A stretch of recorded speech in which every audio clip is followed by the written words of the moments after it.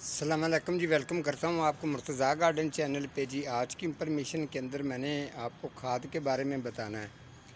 تو کھاد آپ نے پہلے بھی میں نے پروگرام اس پر کیے ہیں۔ تو جب میں سٹاک تیار کرتا ہوں اس کے بعد میں نے آپ لوگوں کو شیئر کرنا ہوتا ہے۔ تقریباً یہ کھاد بنانے پر بہت زیادہ محنت ہوتی ہے۔ اگر آپ لوگ گھر میں محنت کرتے ہیں یا تیار کرتے ہیں تو یہ ذہن میں رکھنا ہوتا ہے کہ جب اس کو آپ نے تیار کیا ہوگا تو سال کے اندر اندر آپ نے پھر اس کو سال لے جاتی ہے پورا۔ ٹھیک ہے، یہ میرا پہلا سٹاک میں نے سیل کر دیا، یہ میرا دوسرا سٹاک ہے۔ تو اس کے اندر تقریباً سال پورا لگ گیا ہے۔ یہ کوئی اس طریقے سامنے کھاد رکھ کے عام سی کھاد کے اوپر پانی کا چھنکاؤ کر کے دکھا دیا کہ یہ کھاد میں نے تیار کی ہے، یا کوکو پیٹ کے ساتھ اس کھاد ڈی کمپوز گوبر کھاد کا کوئی تعلق نہیں ہوتا۔ اس کے اندر میں نے آڑو کے چھلکے، آم کی گٹھلیاں، اس کے علاوہ پتر، 5 قسم کے پتر میں نے ڈالے ہیں، اور اس کے اندر میں نے لکڑی کی راکھ اور پانی کا ترکاؤ کر کے اس کو اچھی طرح سے سیٹ کر کے رکھ کے اس کو تیار کرتا رہا ہوں۔ ٹھیک ہے، اب یہ سال کے بعد تیار ہو گئی ہے۔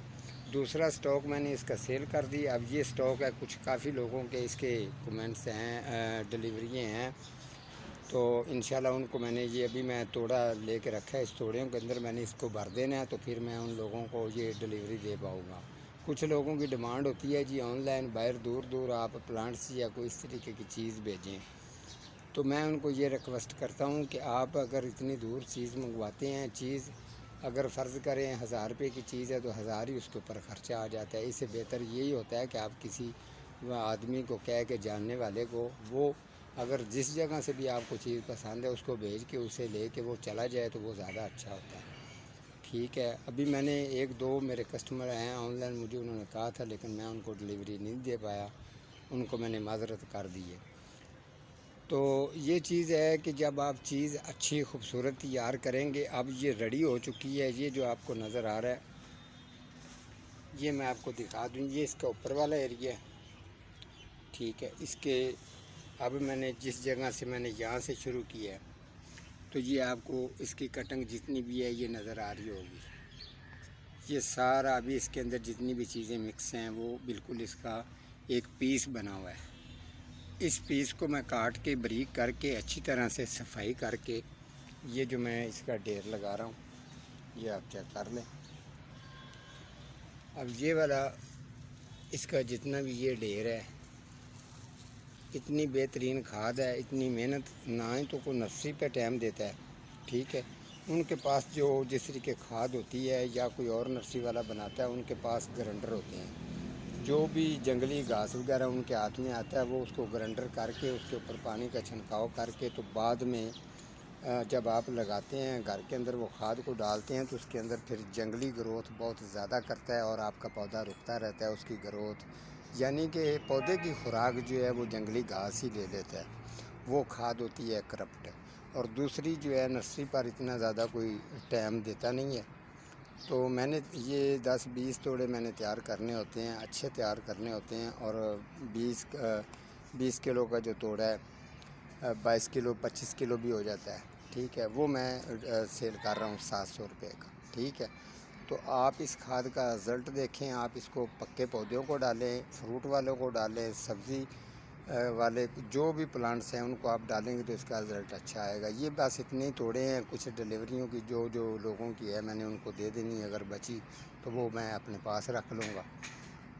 ہو سکتا ہے بعد میں کوئی اور بھی کسٹمر آ جائے۔ آج کل کے دن کے اندر جب یہ کھاد آپ کے پاس ریڈی ہو جائے تو آپ پر لازماً ہے کہ آپ پھلوں والے پودوں کو اگر ڈالتے ہیں تو پھر سردی کے اندر جب ان کا ٹھنڈ ہوتی ہے تو ٹمپریچر لو ہوتا ہے، تو اس کو برقرار رکھنے کے لیے اس طریقے کی جو کھاد ہے اس کے اندر ہیٹ بھی ہوتی ہے، اور اس کے علاوہ پودے کو یہ گروتھ، اگر گروتھ رکی ہوئی ہے تو اس گروتھ کو بھی یہ کھاد چلاتی ہے۔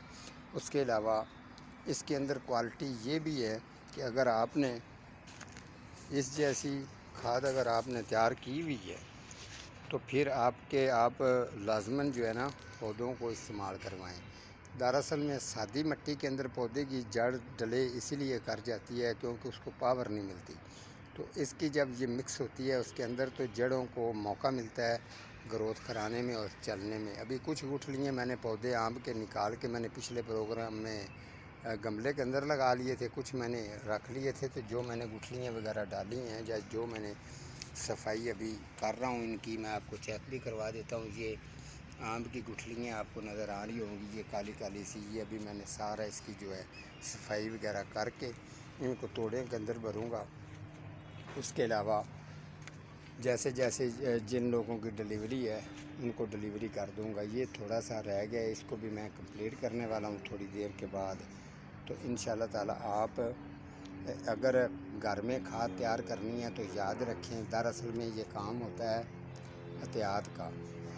कुछ लोगों के घरों में मैं जाता हूँ तो वो तैयार करते हैं तो एहतियात नहीं करते। काफ़ी जब खाद पुरानी हो जाती है वो देखते नहीं हैं, उसके अंदर फिर कीड़े मकोड़े भी पैदा हो जाते हैं। अगर इसको ज़्यादा भी अगर आप साल या 1.5 साल से ऊपर अगर इसको रखते हैं तो ये खाद की जो पावर है वो मिट्टी के अंदर दाखिल हो जाती है। तो ये चीज़ है कि ये फिर खाद जो है ना ये फोग ही रह जाता है, इसके अंदर पावर नहीं रहती। ठीक है, तो ये चीज़ है कि अगर आपने पावर को बरकरार रखना है तो फिर आजकल के दिन के अंदर जब खाद रेडी हो जाए उतनी तैयार करो जितनी सेल हो जाए।